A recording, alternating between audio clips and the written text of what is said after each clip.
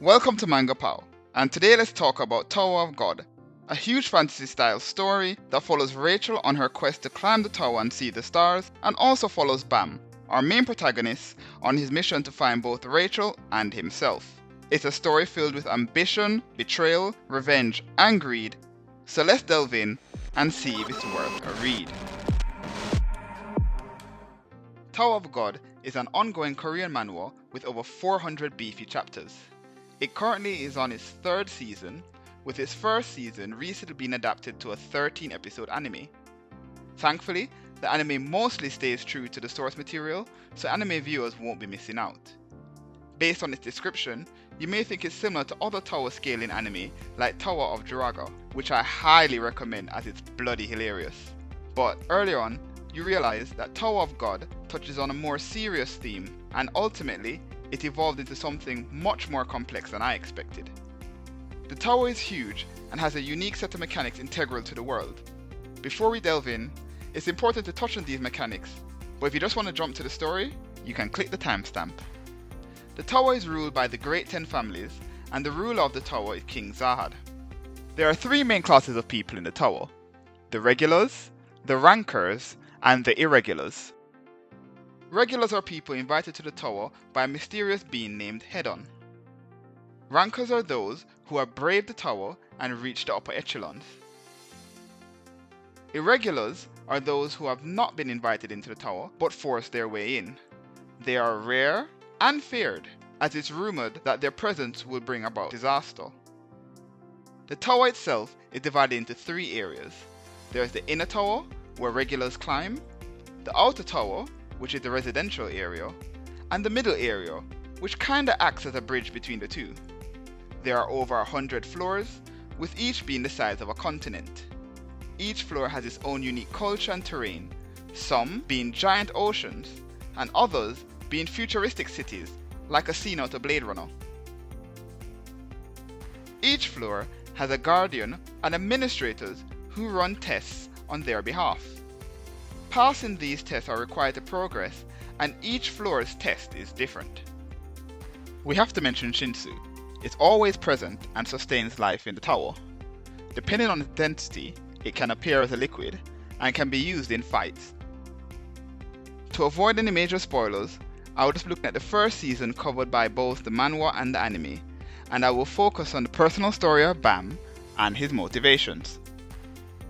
Story. Our story starts off with Baam chasing after Rachel through a dark cavern as the anime's tense and ominous music sets the scene. Rachel wants to climb the tower, and she's adamant to go at it alone, and asks him to forget about her. Well, surely it would make more sense, for her to have a companion that could help her climb the tower. But anyway, let's continue. The large stone door of the tower opens up, and Rachel is whisked away, but shortly after, Baam is also teleported inside. Baam wakes up, finding himself in a room filled with orb lights and ancient Greek or Roman-styled art. I think this represents that regulars and rankers are like gladiators in the tower, or it could be a mythology thing, Hercules and the 12 labors, or climbing Mount Olympus. Some good parallels. But let's get back to the story. Baam believes he's alone, but Hedon, the caretaker of the tower, appears before him. Baam asks if he had met Rachel, but he smirks, stating all answers can be found at the top of the tower. And it's here that we are introduced to our first tower mechanic, which is passing tests to climb the tower. Baam must risk his life to pass the first test, which involves breaking a ball guarded by a giant carnivorous eel. Before Hedon can explain the dangers of the test, Baam charges forward, his desire to be reunited with Rachel being so strong that he doesn't fear death. It's at this point that the Zahad princess Yuri and her guide Evan intervene. It is explained that Baam is an irregular, having entered the tower without invitation, and Yuri has an interest in him. Hedon advises that as a princess, Yuri should not be interacting with irregulars, but he is willing to turn a blind eye if she lends Baam her legendary sword, the Black March. Baam stands before the giant eel, which shrieks and charges towards him, and to everyone's horror, he's eaten by the eel. Yuri goes to save him, but Evan holds her back, stating Baam did the right thing. The only way to defeat the armored eel was to attack it from the inside. The eel then starts to bleed from the mouth and Baam is ejected.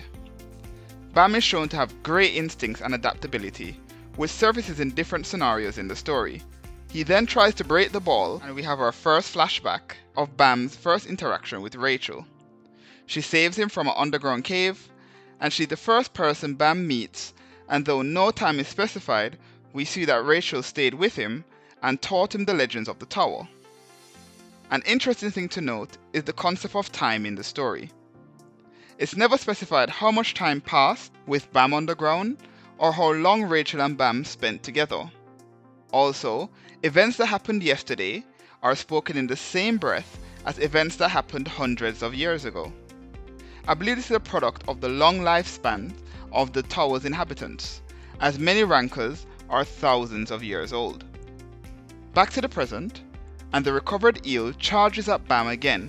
This time, he begs the Black March to grant him power. The sword emits a powerful light, and the essence of the sword appears as a woman. She asks if Baam wants her power to climb the tower, but he rejects this, stating he only wants to be with Rachel. The Black March agrees to his request and breaks the ball. Therefore, Baam passes the test and is transported to the next floor with the Black March. Baam wakes up on the second floor testing area, with the next test about to begin, and it's a test of survival. There are 400 participants, and they must be whittled down to 200. During this test, he meets two unlikely allies, a blue-haired strategist named Kun, and a large alligator-type humanoid named Rak. Together, through an unexpected set of circumstances, they form a team and pass the test. After continuing to pass tests together, they take part in an optional test, which if passed, will allow them to progress to the next floor. Within this test, Baam sees a poorly disguised Rachel. I'm surprised for this scene they didn't use, the whole Clark Kent Superman, just give her glasses and he wouldn't notice her kind of thing. But anyway, Baam tries to get her attention, but she does not respond, raising doubt of her true identity. And here lies my problem with Baam as a character archetype. I'm about to go on a tangent, so just forgive me. But Baam, my guy, let the girl go. I get it. She's the first person you've ever seen. She kind of raised you. I get it. But my guy, please. If she doesn't want to be with you, just let her go. This has strong parallels with Naruto. I don't know if you guys remember Naruto. He always wanted Sasuke to come back with him. He'd even beg him to come back. Who remembers when Naruto had the panic attack because Sasuke wouldn't go back with him and just wanted to live his life? Anyways, back to the story. As the test continues, Team Baam has victory in sight. But Baam sacrifices this to protect Rachel as she gets attacked in the last minute. Baam jumps in front of the hit and envisions losing Rachel. He then loses control and emits more Shinsu than we've seen in the story thus far. In what seems like a murderous fit of rage, he goes to kill one of the competitors, but the Black March intervenes and knocks him out. When Baam wakes, he's certain of Rachel's identity, but respects her space and continues to train, showing real talent for Shinsu control, and during the penultimate test, Baam again shows his ability to adapt, learning an advanced ranker technique after only seeing it once. Unfortunately for Baam, Rachel is injured during this test and is seemingly left crippled. Due to this injury, she is disqualified from taking the final test and climbing the tower. Baam cannot accept this result and reveals he's an irregular and directly requests the Floor Guardian allow Rachel to take part in the final test. The Floor Guardian approves and they administers a set a unique but straightforward final test. Baam and Rachel must be sucked into the mouth of a giant seal while their team stops a variety of enemies that may obstruct this. The pair are placed together in a protective bubble, and as the test is about to come to a successful close... Okay, what I'm about to say is a big spoiler, so if you don't want any major plot twists, skip ahead. As they are about to be swallowed, Rachel stands up and pushes Baam out the bubble, presumably to his death. At this point, I guarantee you, the first thing that will come to your mind is, what the this could walk this whole time? See kids, this is why you shouldn't be a Naruto. In the final chapters and episode, Baam is shown to have survived, but everyone now thinks he's dead and have progressed to the next floor, taking Rachel with them. In the end, we realize that everything that happened so far has been planned from the very beginning to get Baam to this point. Baam and his friends have all been manipulated by the test director and Hedon. The reasons are revealed in the following seasons, but for now, Baam is determined to climb the tower, reunite with his friends, and find out why Rachel betrayed him. Overall, I really like Tower of God. The story does drag its feet in certain chapters, and I'm not a fan of Baam's character archetype, but with over 400 beefy chapters, the good far outweighs the bad. With its gripping overarching story and lots of character development, I can only recommend Tower of God. As always, if you like this video, give it the old thumbs up, tell a friend, and all that good stuff. Feel free to request any manga or manhwa or anime you'd like to discuss next time. So yeah, thanks for watching.